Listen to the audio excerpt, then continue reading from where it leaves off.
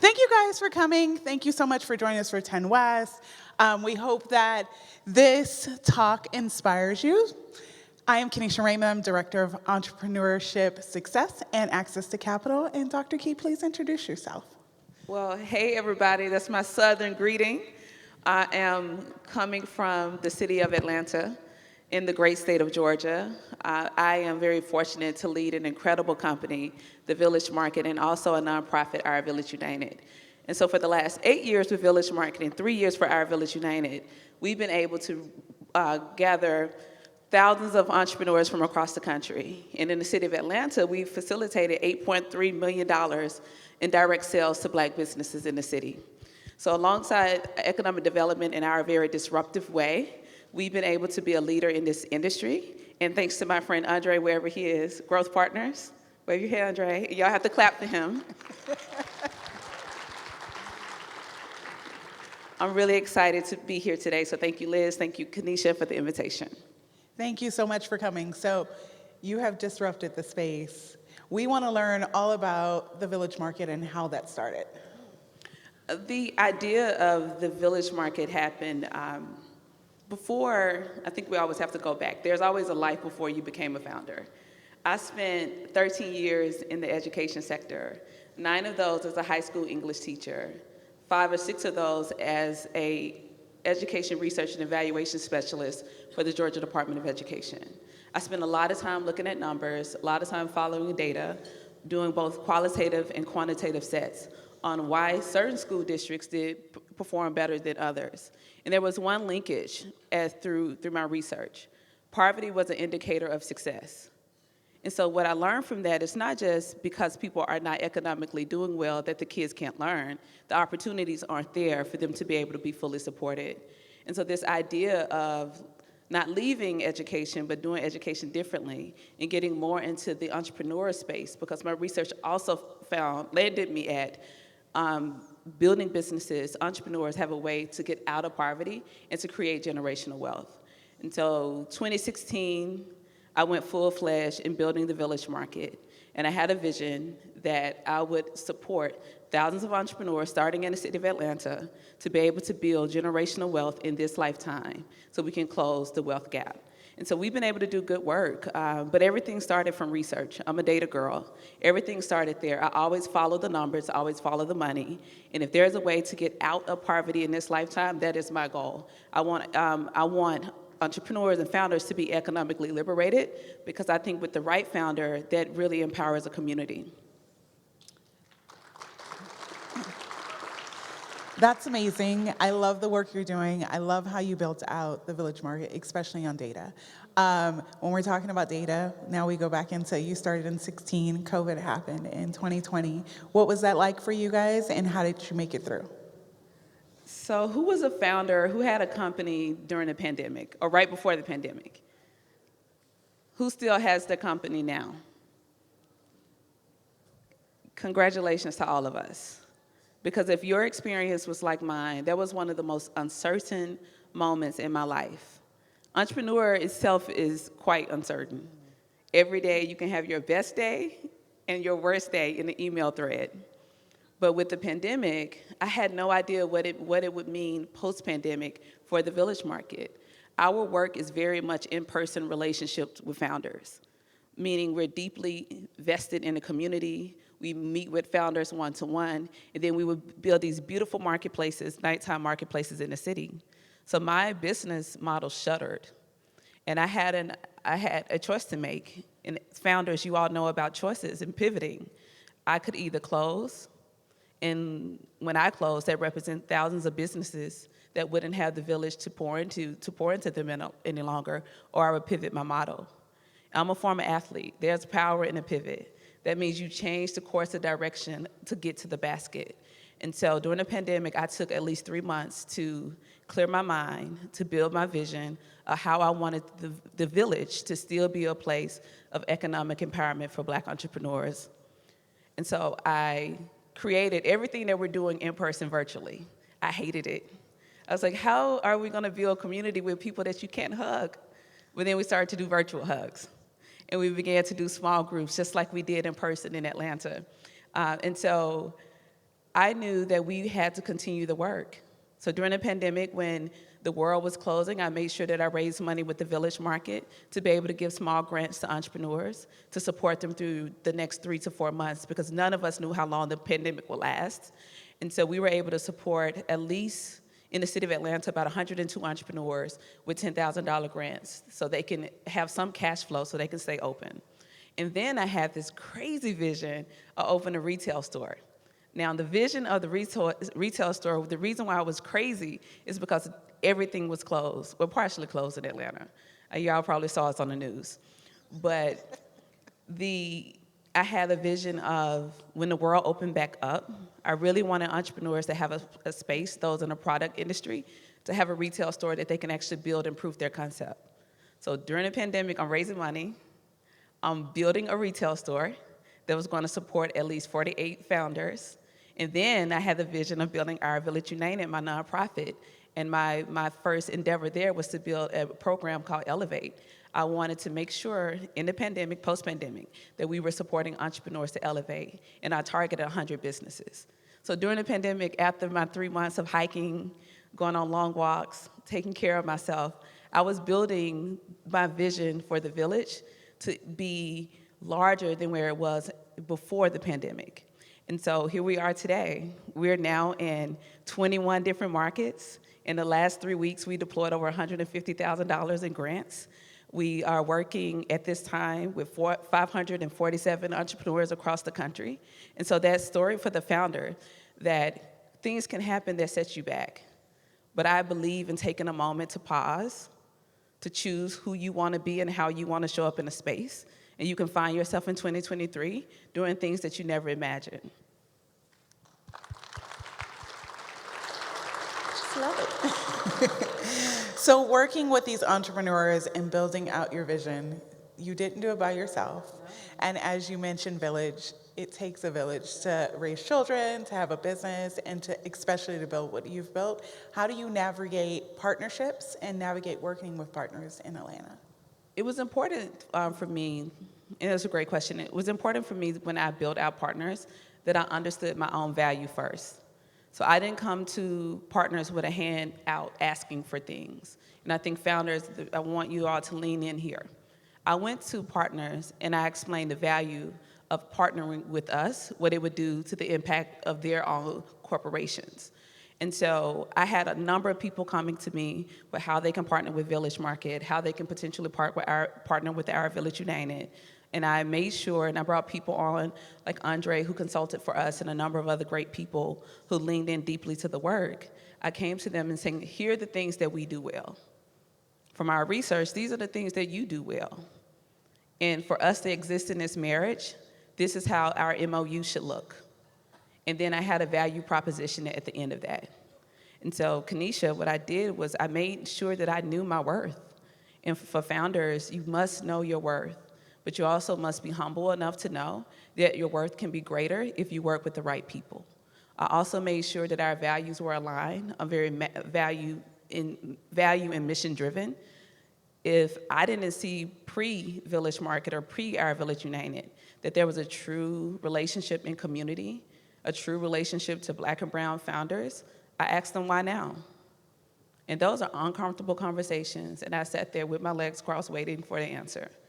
Because I wanted to make sure that people were not buying into a trend of me and a representation of me, that they understood that when you get tethered to the village, that it should last seasonally, that we should go through a full life cycle of entrepreneurship and thinking through how we can be able to scale and grow entrepreneurs.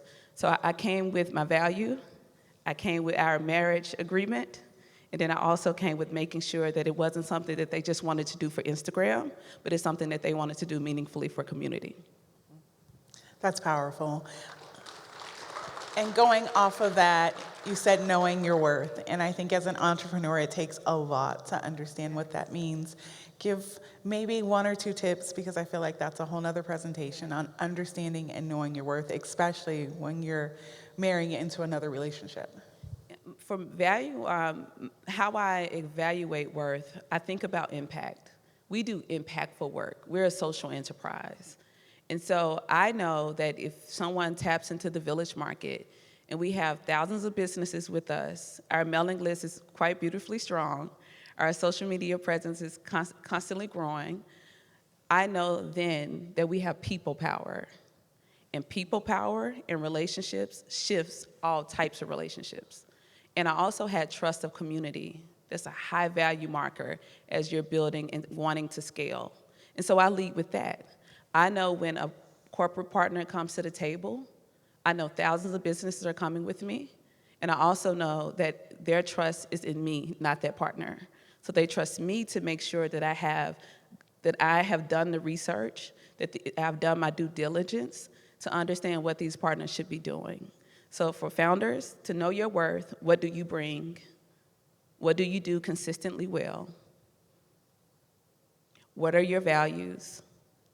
What are things that you have that's uniquely tethered to your own trust value? And when people come to you, are you representing hundreds of other people? You are unstoppable if you can say yes to those things. And I think you should come to those conversations with your head high, with confidence, being able to speak of your impact, be able to speak of your purpose, to be able to speak of where you will be 5 years from now. And if they come on now, then they can be there 5 years with you. Moving on from that, because you are your brand as well as your team, we talked a little bit before this, how do you scale yourself and then scale your brand, but making yourself stand out so then maybe you're getting speaking gigs and things like that? So what's beautiful, when I had the vision of Village Market and my nonprofit, Our Village United, I made sure that those companies had their own personalities. Of course, it's a bit of me in it. But I wanted Village Market to have its own voice, its own rhythm, its own cadence, its own relationship with culture. So there's things about my personal self that Village Market is very cool. Village Market knows everything about culture. I'm always behind. But I made sure that Village Market was very deeply culture-driven with all the fresh new things, the very cool branding. The most that I can do on my personal branding is do a screenshot of one of my tweets and put it on my social media. Village Market, on the other hand, is just so aesthetically beautiful. So I made sure that Village Market had a way that it showed up in the world, and Our Village United the same way. And I allowed people to see less of me and more of the work. I would just pop on our channels so people can remember that there is a person behind this. So as you build relationship with this company, there's a human and humans behind it that's doing the work. That keeps that human feel that we cannot lose as founders. But I made sure that the work led the way. And then I would just pop up and have my Oprah moments, what I call them, to let people know, hey, there's a pretty dope person that's behind this. And I will also show images of my team, because it's important for me, and I hope it's important to you founders and partners out there, to know that as much as we're celebrated as founders, it is equally important, if not more important, to celebrate the people that's behind the work, who invested in your vision and your mission to do good work. Personally, I've been able to now build my own brand. It's still not as sexy as Village Market, though. But I've been able to build my own brand. And being able to build myself, I'm often asked to speak at events like this. I sit on many different boards. I sit on the board that I'm most proud of, as I sit on our economic development board for the city of Atlanta, Invest Atlanta. There's nothing like it in the world. And I chair the housing department. Housing and entrepreneurship are often not in the same conversations, but I intentionally said yes to that board appointment because I really wanted to get into the housing space. But that was separate from the work that I'm doing for Village Market. But founders, it's important for you to make sure your company has its own way of doing things, and that you have your own way of doing things to show up uniquely. But the things that must be consistent are your values. The values of your company should be your personal values as well. Because at the end of the day, when it's time to make a tough decision about and for a community, you should be unwavering as a founder, as a company, in the things that you would not compromise. So my mission is the same as Village Market's. My mission is the same as Our Village United, and I don't allow them to be compromised no matter what. I love that you're mission and vision driven, and I think sometimes we mission and vision drift. to fit in spaces where we think we should be. How do we come back and ground ourselves to where we started and why we're doing it? This is a constant practice for me. I do this once a week. It's a personal practice for myself. I go back and I read my mission and my vision for Village Market, my mission and vision for our Village United, and I ask myself this question: does this still feel real to you? Does it still feel true to you? Because that lets me know if it doesn't feel true anymore, our mission must have grown or shifted. But what I'm also waiting to hear back in my answer, and is this mission and vision also true to the community? Because if it's not true to the community, there's something that we're doing that's not being properly conveyed. And so through that self-reflection, I pull my team in at least once a month, and I have them to look at the mission, I have them to look at the vision, and I ask them the same questions that I ask myself. Is this still true? And Keneshia, that helps me stay grounded in the work. It also helps me stay honest. There's nothing more important to me than to be an honest representation of the work. I'm unwilling to be a character or a caricature. I must lead with authenticity and genuineness in the work. And so that's why I do that deep level of evaluation, and I require my team to do the same. And what we've learned is that our vision continues to grow. As founders and entrepreneurs, you know how exciting that is when the light bulb still comes on. It is so reassuring and refreshing when you're able to see your vision grow and blossom. And now it's growing in ways that even surprises you. That's energy on our backs. But if we've ever seen where our mission is drifting, I pull my team back to center, and I remind them of our roots, because we must stay in the roots of the work in order to see change. I want us to be transformative, but I do not want us to be reacting and reactional to every trend that society brings to us. I think that for me kind of brings it all together. It's that mission that you started with, that it's grown your company, and it's grown the nonprofit organization as well. And you are pouring into founders in a way. I think that at Startup Tucson, we try to do that, and we do that in a bigger impact in our small businesses, and we're growing and continuing to grow in our businesses, and we're focusing now on funding and what that looks like for us, and how we partner with growth partners in CIC, and we have the BIPOC Loan Fund and the STACK Fund, but there's so much more funding outside of Tucson. What are you seeing out there in kind of in the world, but more in Atlanta, for funding opportunities, or what we need to do differently to bring more funding here to Tucson? I think what's important is to celebrate what's working in Tucson, but to do a market analysis of what's working in other cities, and then how to bring those partners to the city of Tucson to see the incredible founders, the great small businesses that are here. Because what founders and funders want is another market to tap into. So I think you go out into the world and you brag about what's working well. I love bragging on the good work. But then you do your market research and see, well, what's working in Atlanta? What's working in DC for founders? How is the mayor navigating that space? What funding is coming down from the city? What CDFIs are in place? What are angel investors there? Bring these people to Tucson. I just did this great event in DC, Bloomberg City Labs. They brought founders from all over, corporate partners from all over, and we had an opportunity to just really go through DC. I'm there all the time, but I found now a new DC that I'd never experienced. I believe doing something like that where people can have this discovery experience of Tucson, you can really drive some funding here, some eyes here, and then how you package it and talk about it. I think it's important for founders in Tucson to make the world understand that change happens here. Some of the best founders in the world are here, and that if you are missing out on this wave, you're going to miss it. So it's all about how we tell the story and how we talk about it. I love that, opening the doors to new opportunities, but I think we don't talk about the great work that we do here in Southern Arizona enough outside of Southern Arizona. You wouldn't know about the work we did here unless you were working in the community. I have one more question for you, and then I'm gonna open it up for questions.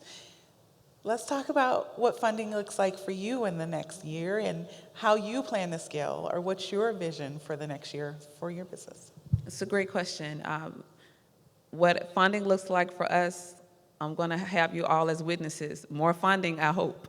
So I am going to, my team and I are working constantly to talk about the work that we're doing, and we lead and we allow the data to tell the story. So we have some feel-good things, but all that feel-good is tied to impact. We've been able to scale several businesses now to 6 figures. We've been able to get businesses in target, if that's their goal. And as a company, we've been able to raise a considerable amount of funds and bring amazing partners on board. I want to 5X that in the next 2 to 3 years. And not just want, we will, because the work keeps growing. And the team, we spent a great deal of time talking about and educating ourselves on what's in the market for us. And we all know, if you all have heard of anything with the Fearless Fund, there is an attack on Black and brown funding. We took that and reached out to our friends at Fearless Fund. We took that and reached out to our friends at Hello Alice, and we let them know that we're standing support. But for those who are in the audience who sit in a very special seat as a funder, as a potential investor, I want you to see things that the attack on Fearless Fund and the attack on Hello Alice is a direct attack on progress and change. And so we're going to continue to talk about the work that we do, and we're not going to conflate our mission. We are here to economically liberate people, but it's important to have the right partners on board who understand what economic liberation is outside of their privileges, and to know that the lived experience of those who are often told yes, and the lived experience for those who are often told no, are two unique lived privileges and sometimes prejudices. So we're going to keep talking about the work, and we're going to continue to do the work. And I feel like we're in a place now where we're just getting started. We had an incredible, incredible 2023. But when I think about 2024 and 2030, I tear up, because I know if we've been able to do this much in such a short period of time, what we're going to do in the future. I know that people will be economically liberated. I know generational wealth will be created. I know that people will be talking about legacy. I know that people will be talking about their well-being. And I know that many entrepreneurs will have a multi-vested village globally. Okay, let's open it up for questions. Anyone have questions? There's a mic out there somewhere. I hope we have questions. I like questions. I also can't see. Yeah, I can't see either. Okay. It's a question front left. She's coming.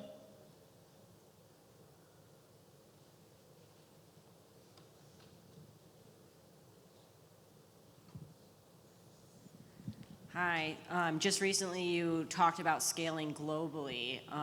When doing that, how do you think it's going to vary when you're looking here, nationally? And then what do you think the barriers are, like moving into that global market? So we've already been able to broker a partnership with the Bahamas. We're working on a partnership now with North Africa, in Marrakesh predominantly. And so I think the barriers are the same. We just rolled out a statewide program in Mississippi. The barrier is, who are these people? What do they want? Can we trust them? And so I don't think that's just a global thing. I think anytime you go into a new market, you have to show what you've been able to do, and then you have to be willing to sit in those no's and keep working, and to be able to show your value by building those relationships out.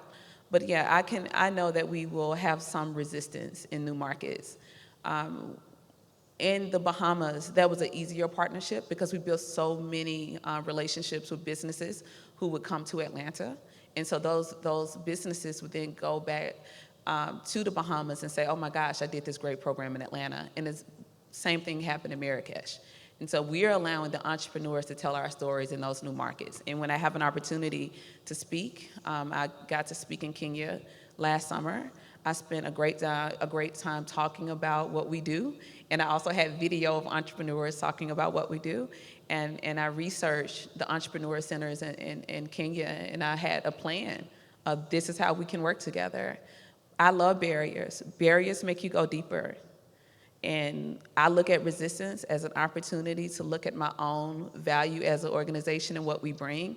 And once we move the needle and be able to get into that door, the only thing I know is going to happen when we get into the door, we're going to broker the partnership. We have a question in the back. The guy in the pink shirt. Thank you so much, Keneshia and Dr. Hallman, for the enlightening discussion. We're with Community Investment Corporation, and we work on access to capital that is doesn't rely as much on collateral and credit. And there's a lot of talk about character-based lending, and yet I think it's pretty ill-defined in a lot of spaces. And so I wanted to know what your thoughts are on character-based lending, and if you've seen any sort of innovations in the space that you're excited about in terms of capital access. I haven't seen, well, there are things that I'm excited about. I love that character-based lending is becoming a thing. Andre and I was just talking about this. I love that it's becoming a thing because so many entrepreneurs are closed out of the markets because of things that they do not possess. It doesn't mean that they don't have a good business model. So seeing that model rolling out and seeing that relationships with CDFIs are improving. In the city of Atlanta, our leading CDFI is ACE. I've seen ACE immerse themselves in a community now, so please look them up. And also look up Growth Partners as well. Oh, great. That was a plug, Andre. So you know that the funding relationship shifts if that funder is willing to spend time with that business owner or spend time in a community. So not just character-based, but community-based lending is also very exciting. We're launching something with the Village Market where the founders that we've invested in, they're now donating a certain amount of proceeds that they're going to create their own fund within the village to reinvest those dollars into other business owners that's coming up. That's really exciting to me. And this is like small, low risk. I think at the max, businesses are investing like $5,000 and some as small as $500. But I am pushing the community that as we amplify you, we support you, I want you to come back because the village should do this. The village should always come back and feed itself. That we've been working to make sure that our model, that entrepreneurs see other founders investing in other founders. I also love the angel investor space. Last year I was able to invest, last year and this year I've been able to invest in some really cool companies. And those companies are not the traditional companies that get funding, but I love social enterprises, so I get excited about those. So I think there's more angel investors like myself, but character-based list, if we do this right, can be a proven model and method that can help so many needed entrepreneurs. Well, thank you so much for joining us today, Dr. Key. Thank you guys all for listening. Barbara, we're going to welcome you back up on the stage.